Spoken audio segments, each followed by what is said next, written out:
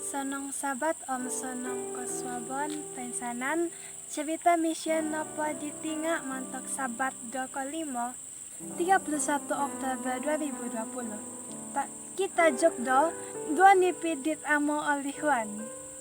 Sinabi tak di Rashmi Ravi Chandra, mantan pemogonan India.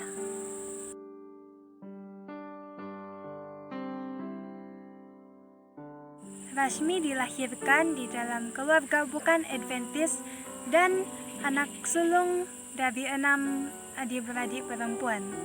Rashmi tertarik dengan kehidupan Kristen. Kemudian dia jatuh cinta dengan seorang pemuda Seventh-day Adventist bernama Ravi. Mereka kemudian menikah. Selepas menikah, mereka hidup gembira selama 3 bulan. Kemudian Rashmi jatuh sakit. Dia mengalami sakit teruk dan pingsan secara tiba-tiba di siang hari. Ibu bapa Rashmi berpikir bahwa kuasa jahat telah merasuknya karena dia menjadi Kristen dan meninggalkan agama lamanya. Walau bagaimanapun, bapaknya menyarankan agar Rashmi menelepon pastor Adventist untuk berdoa. Rashmi dan Ravi pergi ke rumah pastor di kota Bengaluru.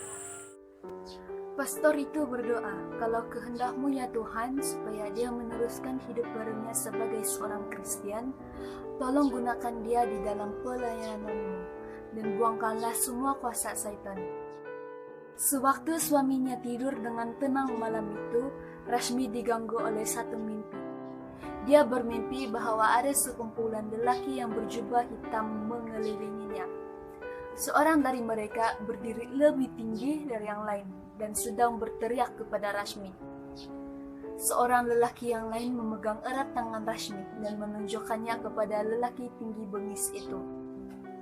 Kenapa kamu pergi ke gereja Adventist? Lelaki tinggi ini adalah Tuhanmu. Kamu harus menyembahnya, bukan kepada Yesus, kata lelaki itu. Lelaki tinggi itu sangat marah. Rashmi terlalu takut untuk melihatnya. Dia menundukkan kepala dan menangis. Beberapa ketika kemudian, seorang yang berjubah putih menghampiri Rashmi dari belakang dan meletakkan tangannya di bahu Rashmi. Rashmi tidak dapat melihat wajahnya, hanya pakaiannya. Rashmi merasakan sentuhannya lembut dan menenangkan. Jangan takut, aku menyertai engkau, kata orang itu dengan lembut. Sambil memandang lelaki tinggi itu, orang itu berkata, sekarang kamu boleh memandang mukanya. Dengan tangannya di bahu, Rashmi merasa yakin dia dapat memandang terus ke arah muka marah lelaki berjubah hitam itu. Wajahnya bengis dan berkerut penuh amarah terhadap Rashmi. Keesokan pagi, Rashmi dan Ravi kembali ke rumah pastor memberi tahu mimpi itu. Tuhanlah yang meletakkan tangannya di bahu kamu, kata pastor itu. Mereka berdoa bersama-sama. Sakit yang menyerang Rashmi menghilang bermula hari itu. Rashmi mengatakan hidupnya berubah, tetapi itu mengambil masa. Sebelum menikah, dia seorang yang keras kepala. Walaupun Rashmi menyerahkan hatinya kepada Yesus, dia masih melakukan kebiasaan lamanya. Rashmi berpikiran sabat tidaklah penting. Namun, selepas mimpi itu, suaminya dan pastor mula mendoakannya. Perlahan-lahan, Rashmi meninggalkan dan berhenti mengikuti aktiviti luar setiap sabat. Kemudian, Rashmi bermimpi lagi.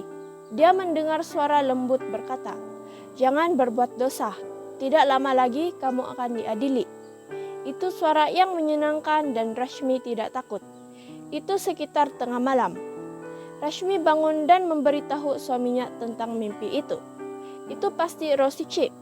Syaitan tidak akan berbicara tentang pengadilan, katanya. Selepas mimpi itu, Rashmi sering berdoa untuk hidupnya. Dengan bantuan Tuhan, kedegilan Rashmi berkurangan.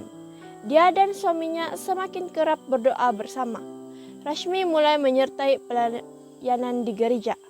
Hari ini, Rashmi dan Ravi mempunyai 2 orang anak lelaki berumur 10 dan 6 tahun yang melayani dalam nyanyian dan bermain musik di gereja.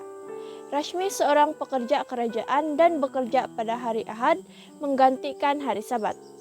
Rashmi bersyukur kepada Tuhan untuk 2 buah mimpinya. Melalui mimpi itu, dia menyadari Yesus selalu bersamanya. Iri-irino mission toko dabaino, konsiko untuk minakino ngoyo koyu, Tuhan memberkati.